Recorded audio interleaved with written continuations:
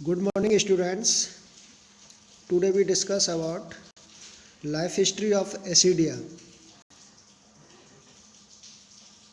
So first of all, we discuss about classification of Acidia.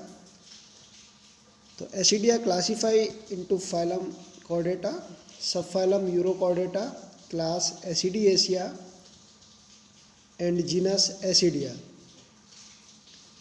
Acidia is a solitary, sessile, and exclusively marine animal. मतलब जो एसिडिया होता है ये जो है लगभग जैसे आपने हार्डमानिया पढ़ा होगा उसके समान ही इसका हैबिटेट और इसकी जो लाइफ साइकिल है वो होती है, सिमिलर ही होती है। और दोनों को इसलिए क्या है सेम क्लास एसिडिएसिया में ही रखा गया है। तो ये जो है सॉलिटरी एकल होती है, ससाइल स्थानबद्ध होती है और एक्सक्लूसिवली क्या है मैराइन में पाई जाती है और लगभग ऑल डेप्थ सी की ऑल डेप्थ पाई जाती है। इसकी जो एडल्ट फॉर्म होती है वो ससाइल होती है, सॉलिटरी होती है, लेकिन जो लार्वल जो स्टेज है वो फ्री स्विमिंग होती है। जो टैडपोल लार्वा होता है वो फ्री स्विमिंग होता है। और बाकी ये माइक्रोफेगस एनिमल है जो कि माइक्रो ऑर्गेनिज्म पर क्या फीड करता है।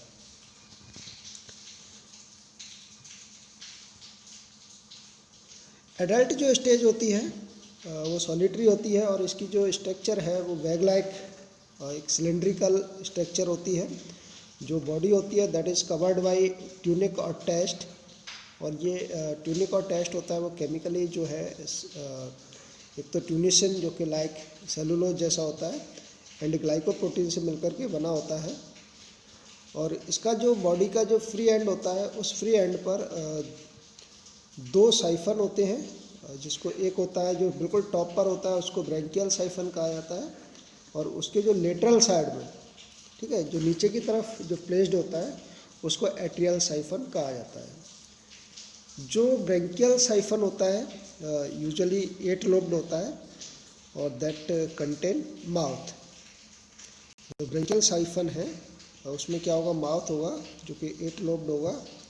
और जबकि जो एट्रियल साइफन है वो क्या होगा, 6 लोब्ड होगा और उस पर जो एट्रियोपोर है वो प्रेजेंट होगा। वाटर करंट जो होती है वो बॉडी में थ्रू ब्रैंकियल साइफन एंटर करती है और थ्रू जो एट्रियोपोर है जो एट्रियल साइफन पर होता है उसके थ्रू बॉडी से बाहर निकलती है।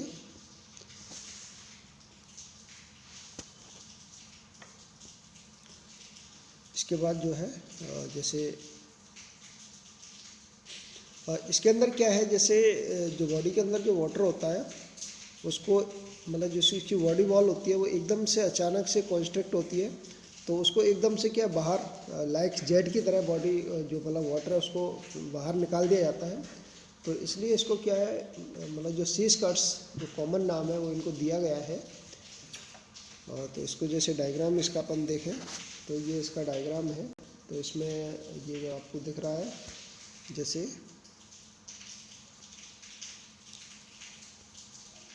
ये वाला जो है ये ब्रैंकियल अपर्चर है जो कि टॉप पर होता है।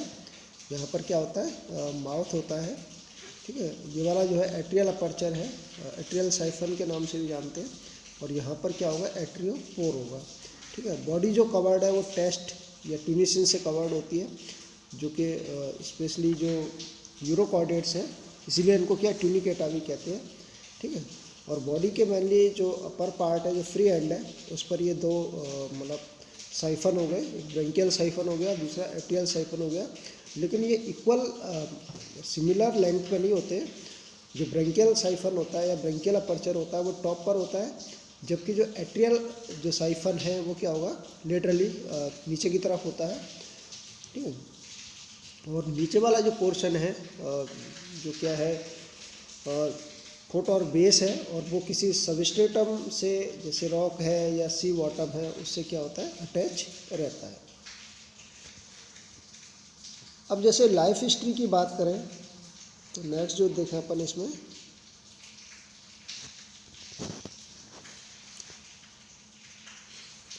तो लाइफ हिस्ट्री में जो है ये एनिमल जो है ये कैसा है, हर्मैफ्रोडिटिक एनिमल है, हर्मैफ्रोडाइट है। मतलब गोनाड्स जो है वो सेम एनिमल्स में होते हैं, टेस्टिस एंड ओवरीज। और वो क्या है, उनके अंदर गोनोडक्ट्स होती है और ये गोनोडक्ट ओपन इनटू एट्रियम। तो जो मतलब सेक्स सेल्स हैं या फिर गैमीट्स हैं उनको कहाँ छोड़ दिया जाता है, उनको एट्रियम में छोड़ दिया जाता है और एट्रियम से थ्रू वाटर करंट वो एट्रियोपोर से होती हुई क्या बॉडी से बाहर आ जाती है और इस प्रकार से इनके अंदर क्या होगा, एक्सटर्नल फर्टिलाइजेशन होता है। और एक्सटर्नल फर्टिलाइजेशन के साथ साथ इनमें क्रॉस फर्टिलाइजेशन होता है, क्योंकि जो गैमीट्स हैं स्पर्म एंड ओवा, उनका जो मैच्योरिटी अटेन करने का जो टाइम होता है वो इक्वल नहीं होता, डिफरेंट टाइप पर वो मैच्योर होते हैं। तो इसलिए क्या है, इनके अंदर सेल्फ फर्टिलाइजेशन नहीं होता, कैसा होगा, क्रॉस फर्टिलाइजेशन होगा।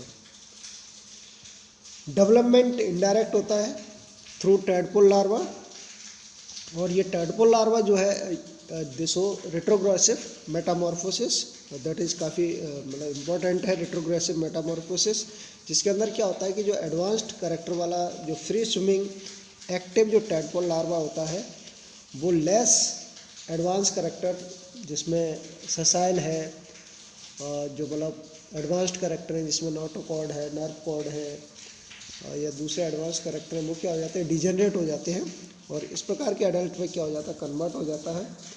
तो डिजेनरेट अडल्ट में कन्वर्ट होना एक एक्टिव लार्वा का ये क्या होता है, रेट्रोग्रेसिव मेटामॉर्फोसिस होता है, जिसमें क्या है जैसे during Metamorphosis the free swimming tadpole larva after a short period of free existence become sluggish, मतलब थोड़ी समय के लिए सक्रिय रहता है, उसके बाद ये स्लगिश हो जाता है एंड फिक्स टू द सी बीड, और कोई एडहेसिव जो स्टोन है या सी बीड है उससे क्या है, थ्रू एडहेसिव टैपली के क्या होगा, ये अटैच हो जाएगा। और उसके बाद just after fixation the length of the tail greatly diminished, तो उसके बाद जो टेल है वो क्या होती है, धीरे धीरे ख़त्म होना प्रारंभ हो जाती है। The nerve cord restricted to the trunk, तो उसके अंदर जो नर्व कॉर्ड है या नोटोकॉर्ड है वो भी उसके साथ साथ ख़त्म होती जाएगी और लास्ट में जो नर्व कॉर्ड है वो केवल ट्रंक वाले रीजन में रहेगी और उसके बाद भी अल्टीमेटली वो रिड्यूस होकर के एक सॉलिड नर्व गैंग्लियन की फॉर्म में आ जाती है। मीन्स जो नर्व कॉर्ड है वो क्या हो जाएगी, बिल्कुल रिड्यूस हो जाएगी। इसके साथ साथ the notochord become cold and disorganised and finally disappear, तो जो नोटोकॉर्ड होती है वो भी क्या हो जाती है, डिसऑर्गेनाइज्ड हो जाती है, कोल्ड हो जाती है और फाइनली क्या हो जाती है, डिसअपियर हो जाती है। The muscles bands also disintegrated, जो मसल्स बैंड्स होते हैं वो भी डिसइंटीग्रेटेड हो जाते हैं। और इसके साथ साथ जो माउथ होता है वो 90 डिग्री पे शिफ्ट हो जाता है from the point of attachment, और इससे क्या होगा कि धीरे धीरे जो है वहाँ पर अटैचमेंट हो जाएगा और जो है उस एरिया की रैपिड ग्रोथ होगी और इस प्रकार से वो फाइनली जो है एडल्ट में कन्वर्ट हो जाएगा।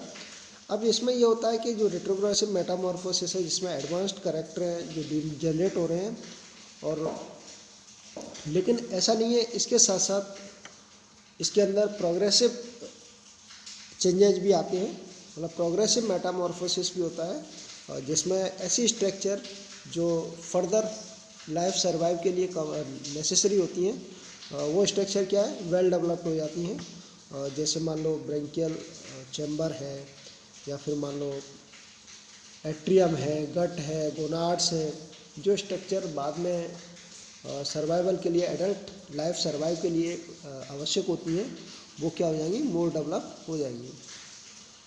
तो इस प्रकार से जो है ये रेट्रोग्रेसिव जो मेटामॉर्फोसिस है ये काफ़ी इम्पोर्टेंट है, जिसमें जो क्योंकि ये एक्चुअल में क्या है कि जो एडल्ट होता है उसके अंदर इस प्रकार का कोई कॉर्डेट जैसा करेक्टर ही नहीं पाया जाता, तो इसको कॉर्डेट के अंदर रखा भी केवल लार्वल जो करेक्टर होते हैं, जो लार्वा होता है उसके अंदर जो कॉर्डेट करेक्टर पाए जाते हैं, क्योंकि यूरोकॉर्डेट का मीन्स यही होता है कि जो टेल वाला पोर्शन होता है उसके अंदर क्या है, नोटोकॉर्ड पाई जाती है।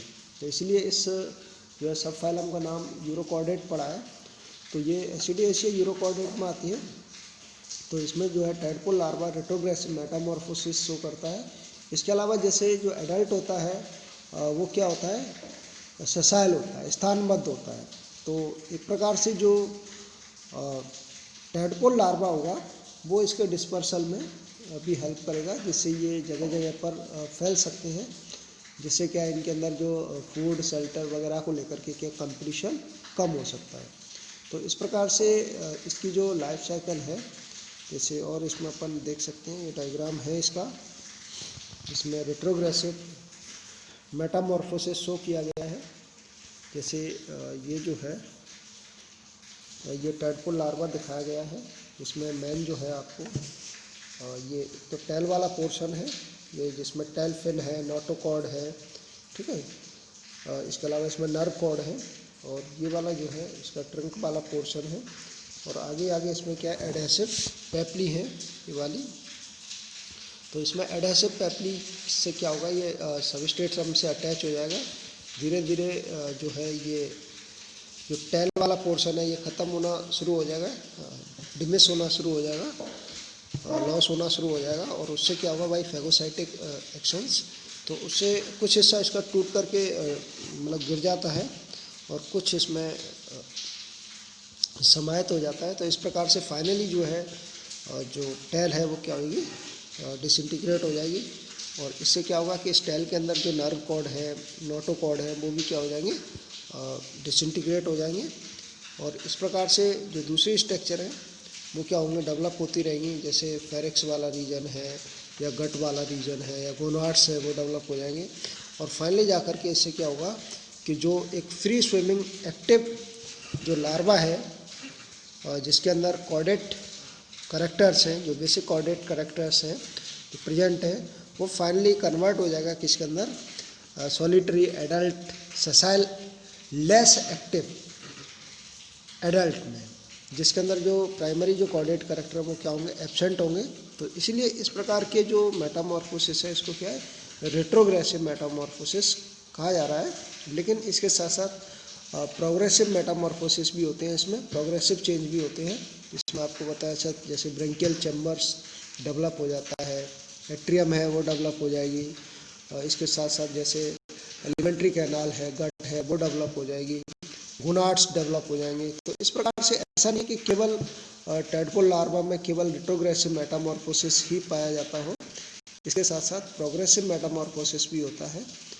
तो इस प्रकार से इसकी जो लाइफ हिस्ट्री है उसमें अपन ये समझ सकते हैं कि जो इसका डेवलपमेंट है वो इनडायरेक्ट हो रहा है, थ्रू टैडपोल लार्वा हो रहा है, और टैडपोल लार्वा फिर बाद में एडल्ट में कन्वर्ट हो जाएगा, और एडल्ट जो है वो हर्मेफ्रोडाइट होता है, जिसके अंदर गोनाड्स होते हैं, और गोनाड्स गोनोडक्ट होती हैं, जिसमें गोनोडक्ट के थ्रू गैमीट्स जो है पहले एट्रियम में आते हैं, और एट्रियम से उनको फिर थ्रू वाटर करंट वाटर में छोड़ दिया जाता है। वहाँ पर फिर एक्सटर्नल और क्रॉस फर्टिलाइजेशन होता है।